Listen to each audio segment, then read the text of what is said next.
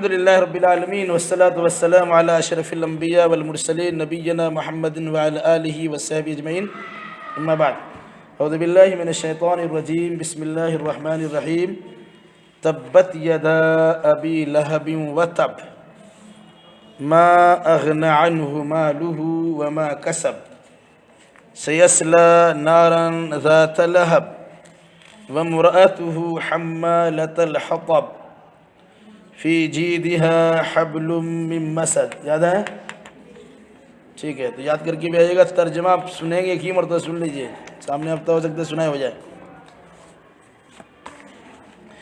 اس سورہ کا نام ہے سورہ لہب اور دوسرا نام ہے سورہ مسد.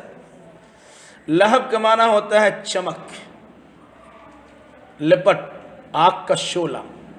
ٹھیک ہے، چونکہ اللہ کے نبی صلی اللہ علیہ وسلم کے ایک حقیقی چچا تھا جس نے آپ کی شان میں بڑی زیادہ بدتمیزیاں اور گستاخیاں کی تھی. اس کا نام تو تھا عبد العزیٰ. عبد العزیٰ، عزیٰ نامی ایک بت تھا. اس بت کے بندے کو عبد العزیٰ، اس مناسبت سے چونکہ بت کے پجاری تھا نام رکھا عبد العزیٰ. تو قرآن نے اس سے شرکیہ نام کا تذکرہ کرنا مناسب نہیں سمجھا.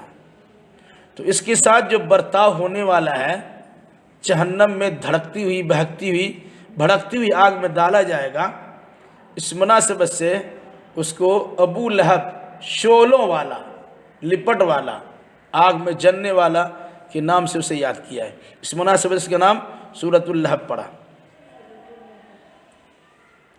اس سورہ کے لہب نام رکھنے کی وجہ ہے کہ سورہ میں 2 بار لفظ لہب آیا ہے جس کے معنی ہے آگ کا شعلہ اور لپٹ. اسی مناسبت سے اس کا نام لہب رکھا گیا. اور اس کے آخری میں ہے ایک لفظ کیا ہے؟ مسد. فی جیدہا حبل من مسد. مسد کے معنی ہوتا ہے بٹی ہوئی رسی، بٹی ہوئی چیز. تو چونکہ ابو لہب کی بیوی کو، جس کا نام تھا ام جمیل، یہ اللہ کے نبی صلی اللہ علیہ وسلم کی چچی ہے. ٹھیک ہے، لیکن نہیں ہے اچھی. بولو ہاں، ام جمیل. نام تھا عبد العزیٰ، پکارا گیا ابو لہب. بیوی کا نام ام جمیل، لیکن اس کو سزا دی جائے گی تو رسی میں اسے رسید دیا جائے گا. اس مناسبت سے اس کا نام ہے المسد، سورۃ المسد. بہرحال اس سورہ میں مرکزی مضمون، یہ سورہ مکی ہے، یعنی مکہ میں نازل ہوئی، کہاں نازل ہوئی؟ ٹھیک ہے، مکی مطلب ہجرت مدینہ سے پہلے نازل ہوئی ہے، ہجرت سے پہلے. ٹھیک. اس کا مرکزی مضمون کیا ہے؟ دشمنان رسول کو یہ تنبیہ کرنا ہے کہ تم دشمنی کرو گے، چاہے نبی کا رشتہ دار رہو، چاہے کوئی اور رہو، اللہ کے عذاب سے بچ نہیں سکو گے. ابو لہب اللہ کے نبی صلی اللہ علیہ وسلم کا چچا تھا. اس کا گھر اور اللہ کے نبی گھر بالکل آمنے سامنے تھے. یہ وہ چچا ہے جس نے اللہ کے نبی صلی اللہ علیہ وسلم کی ولادت و پیدائش پر بڑی خوشی منائی تھی. کہہ سکتے ہیں آپ میلاد النبی منایا تھا. کیسے؟ ایک بادی تھی سویبہ، ان کی نوکرانی تھی. اس نوکرانی نے خبر دیا کہ آپ کے بھائی کے گھر ایک لڑکا پیدا ہوا ہے. تو چچا کو بھتیجا کی پیدائش پر بڑی خوشی ہوئی. تو جس نوکرانی اور بادی نے اس بھتیجے کی ولادت کی خوشخبری سنائی، ابو لہب نے خوشی میں کہا تم نے بھتیجا کی خوشخبری سنائی ہو، میں تمہیں آزادی کی خوشخبری سناتا ہوں. یعنی اس زمانے میں عورتیں خرید کی بھی لائی جاتی تھی، تو اسے بادی اور غلام یا نوکرانی بنا کے رکھا جاتا تھا. آج کے زمانے کی نوکرانی الگ ہوتی ہے، وہ زر خرید ہوتا تھا، خریدا جاتا تھا. انہوں نے کہا ہم تم کو آزاد کر دیا. اتنی خوشی ہوئی بھتیجے کی ولادت و پیدائش پر کہ خبر دینے والی کو انہوں نے آزاد کر دیا. 40 سال کے بعد اسی چچا کا کارنامہ اتنا خطرناک ہوا کہ جب اللہ کے نبی صلی اللہ علیہ وسلم کو نبی بنایا گیا، اور پھر اس کے بعد آپ نے جب اللہ کا حکم ہوا کہ وَانذِرْ عَشِيرَتَكَ الْأَقْرَبِينَ، اپنے قریبی رشتہ دار کو پہلے خبردار کیجیے، تو اللہ کے نبی صلی اللہ علیہ وسلم نے صفا نامی پہاڑی کی چوٹی پہ چڑھ کے اعلان کیا، یا صباحا۔ یہ ایک اعلان ہوتا تھا کہ لوگ یہاں جمع ہو جاؤ، جیسے کسی چیز کی خبر کرنا ہوتی تھی دیہات میں پہلے ڈنکا پیٹا جاتا تھا، آج بھی بعض جگہ پر جنازے کی خبر کرنے کے لیے چھوٹا میک لے کے موت کی خبر، موت کی اس طرح کر کے لوگ بلاتے ہیں، تو مقصد ہوتا ہے کہ سن لو۔ اللہ کے نبی صلی اللہ علیہ وسلم نے صفا کی پہاڑی کی اوپر چڑھ کر کہا، یا صباحا،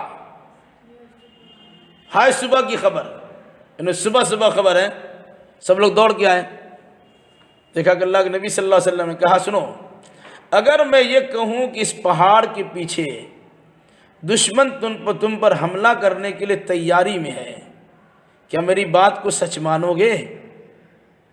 تو سب لوگوں نے کہا، ما جربنا بک الا الصدق، اے محمد ہم نے کبھی سچائی کے سوا کوئی دوسری بات آپ سے سنی نہیں ہے، اگر آپ کہتے ہیں چونکہ پہاڑ کے اوپر چڑھے ہوئے ہیں، ہم لوگ تو نیچے ادھر دکھائی نہیں دیتا ہے، چڑھ کے آپ ادھر دیکھ رہے ہیں، تو آپ کہیے گا تو مان لیں گے۔ تو انہوں نے کہا، سنو کہ اس کے بعد کی ایک زندگی ہے، اس زندگی کے پریشانی سے بچنا چاہتے ہو تو کلمہ طیبہ کا اظہار کر دو، اقرار کر لو، آخرت کے عذاب سے بچنا چاہتے ہو تو یہاں ایمان لے آؤ، اتنی سی بات تھی۔ بھتیجا نے یہ بات کہی، وہ بھتیجا جس کی ولادت پر خوش ہو کر چچا نے اپنی بھانجی کو آزاد کر دیا، اس بھتیجے کی بات کی سب سے پہلی مخالفت کس نے کی؟ اسی چچا نے کی، اور ایک لفظ استعمال کیا، تبا لک یا محمد الہذا جمعتنا، تبا تباہی ہو، لکا تیرے لیے، اے محمد اے محمد، الہذا مطلب کیا، لے مطلب لیے، ہذا مطلب یہ، اس کیا اسی لیے جمعتنا ہمیں جمع کیا تھا؟ صبح صبح سب کی نیند خراب کی ہو، اتنا زور سے تم نے اعلان کیا، یا صبح کہ سب کو پکار دیا، اسی بات کے لیے؟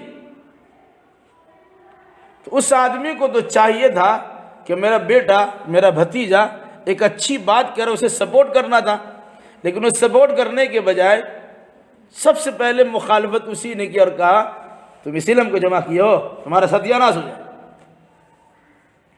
تو اللہ تبارک و تعالیٰ نے اس کے جواب میں کہا کہ محمد صلی اللہ علیہ وسلم کا ستیہ ناش تو نہیں ہوگا، جواب کیا دیا؟ تبت یدا ابی لہب و تب، ابو لہب کے دونوں ہاتھ ٹوٹ جائیں اور وہ خود تباہ ہو جائے،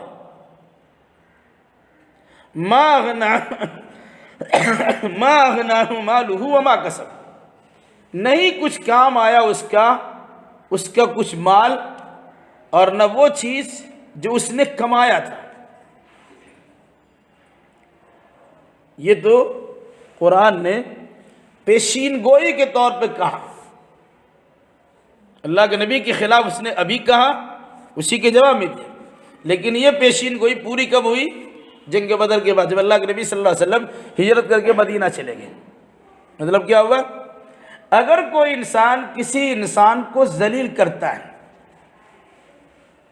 اور اگر وہ انسان اس لائق نہیں کہ اسے ذلیل کیا جائے، آپ نے دنیاوی مقصد کے تحت یا کسی اور کام کے لیے آپ نے کسی کو بدنام کر دیا، برا بھلا کہا، تو یاد رکھیے گا اللہ تبارک و تعالیٰ اس کی گرفت اور پکڑ کرتا ہے۔ کوئی ضروری کہ سنگ آپ کے ساتھ ایسا حادثہ پیش آ جائے، 2-4-10 سال کے بعد بھی ہو سکتا ہے۔ خود اللہ کے نبی صلی اللہ علیہ وسلم کے چچا نے آپ کے خلاف اس قسم کی دشنام ترازی کی، گالی گلوچ کیا، برا بھلا کہا، یہاں تک کہ بد دعا کر دیا، تم تباہ و برباد ہو جاؤ، تم نے اسی لیے جمع کیا تھا۔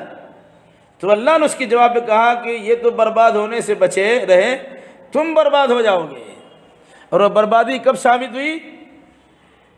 ثابت تو اس وقت ہوئی جب اللہ کے نبی صلی اللہ علیہ وسلم ہجرت کر کے مدینہ تشریف لائے، جنگ بدر کا واقعہ پیش آ گیا، اس کے بعد اس کو خاص بیماری لاحق ہوئی، ایسی چھوت کی بیماری لاحق ہوئی کہ اس کے بیٹے بھی اس کا ساتھ نہیں دیے، گھر میں اس کی لاش سڑ گل گئی، نہ مال اس کے کام آیا، نہ جائیداد اس کے کام آیا، نہ افراد اس کے کام آئے، نہ بیٹے اس کے کام آئے، بلکہ اس کو کسی طریقے سے وہاں سے کھسیٹ کر کے کہیں ڈال دیا، یا گڈھا وہیں اسی جگہ پر اس کو پہلے پتھر سے یا کسی اور چیز سے ڈھانپ دیا۔ اللہ رحم فرمائے۔ مطلب کیا ہوا؟ اگر کوئی انسان اللہ کے رسول کی مخالفت کرتا ہے، مراد دین کی مخالفت کرتا ہے، تو وہ انسان سوچ لے اور اپنے عذاب کے بارے میں غور و فکر کرے کہ ایسا نہ ہو کہ اللہ یہی عذاب دے دے۔ اب اگر کوئی انسان دین کی خدمت آج بھی کرتا ہے، اس کے ساتھ اس قسم کی بدسلوکی اور بدتمیزی کرتا ہے، اور وہ انسان اس کے اندر نہیں ہے، تو یاد رکھیے اللہ تبارک و تعالیٰ اس کی بھی حفاظت کرتا ہے اور اس کے مخالفین کو کیفر کردار تک پہنچا ہی دیتا ہے۔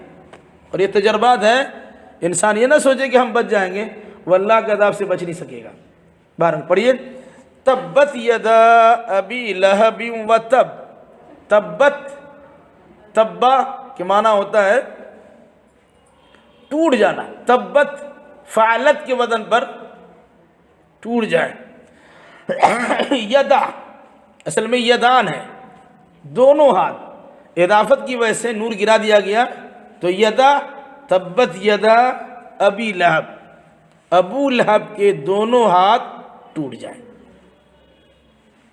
وتب، اور وہ برباد ہو جائے۔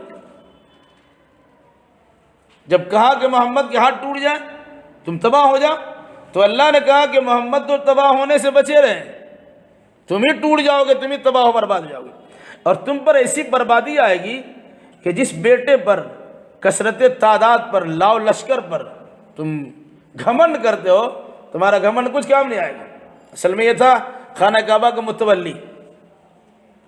اللہ کے نبی صلی اللہ علیہ وسلم کے دوسرے اور بھی شجاع تھے، لیکن متولی ہونے کا شرف اسی کو حاصل تھا۔ اس مناسبت سے یہ اپنے آپ کو بڑا سمجھتا تھا، اسی بڑائی کے اظہار کے نتیجے میں کہا ہم سب سے پہلے مخالفت کریں گے تو میری بات سنی جائے گی، اور بہت سارا نام و نمود کا مسئلہ ہوا۔ انہوں نے کیا کہا؟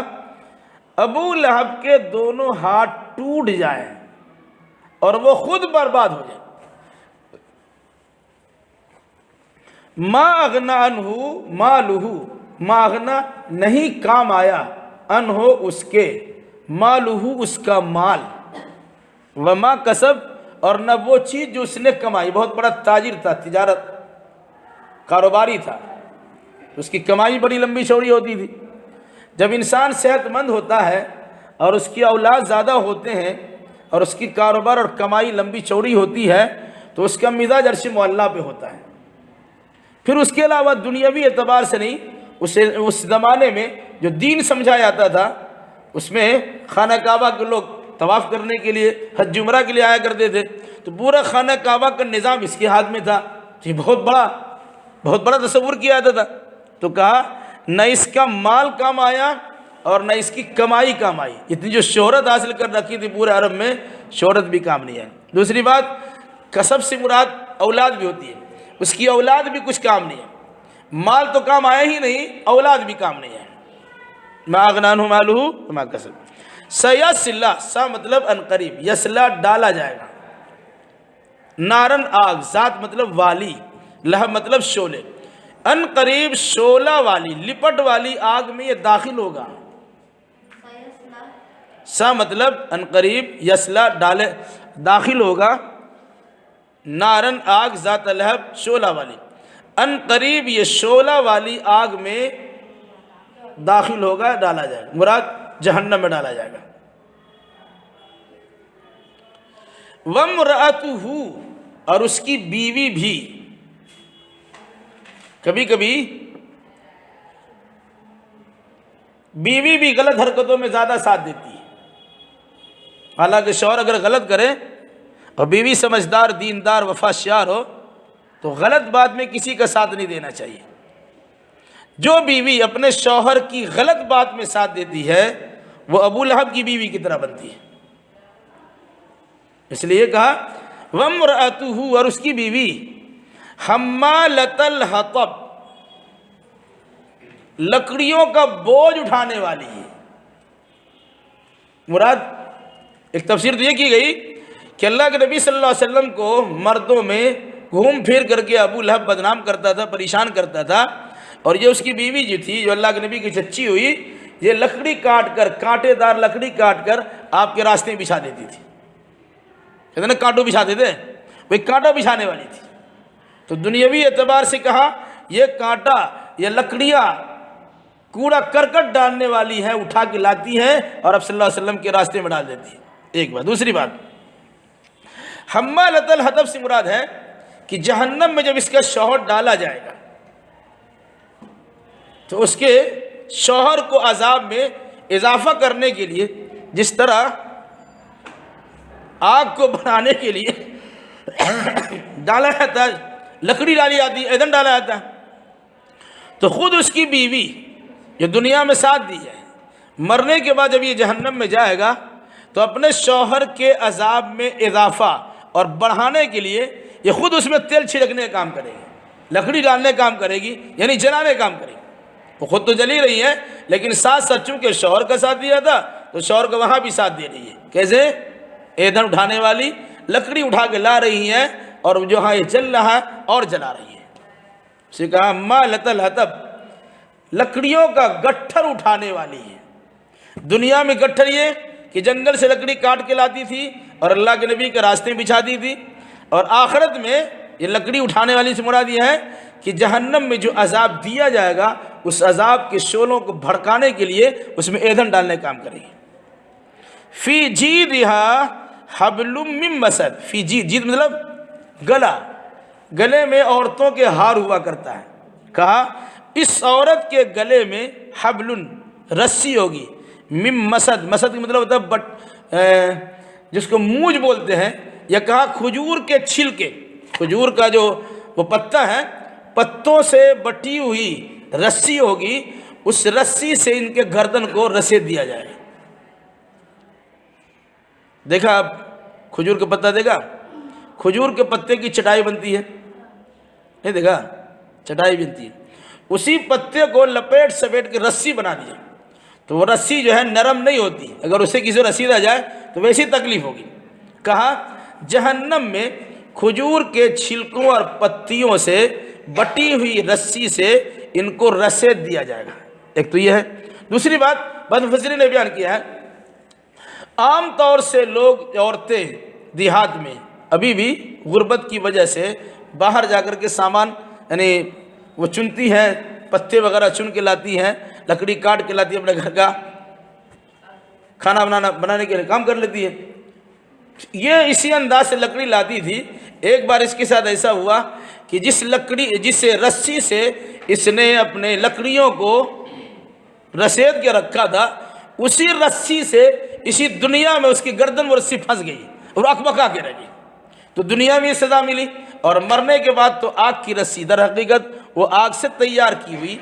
مثال کے طور پر کہا گیا کہ جس طرح منہ جو ہوتا ہے، جس سے ڈلیا وغیرہ بنایا جاتا ہے، جس میں روٹی رکھ کے لوگ کھاتے ہیں، وہ اس طرح سے کچھ چیزیں بنائی جاتی ہے، کچھ رسیاں ہوتی ہیں جسے مضبوط بانٹا جاتا اور اس سے بہت موٹی موٹی چیزوں کو باندھ کے رکھا جاتا ہے۔ کہا ایسی مضبوط قسم کی رسی میں اس عورت کو لپیٹ دیا جائے گا اور باندھ دیا جائے گا، یا وہاں رسی میں لپیٹ کر کے وہ لکڑیاں لا رہی ہوگی اور پھر اس کے بعد اپنے شوہر کے عذاب میں اضافہ کرنے کے لیے اسے جلا رہی ہوگی۔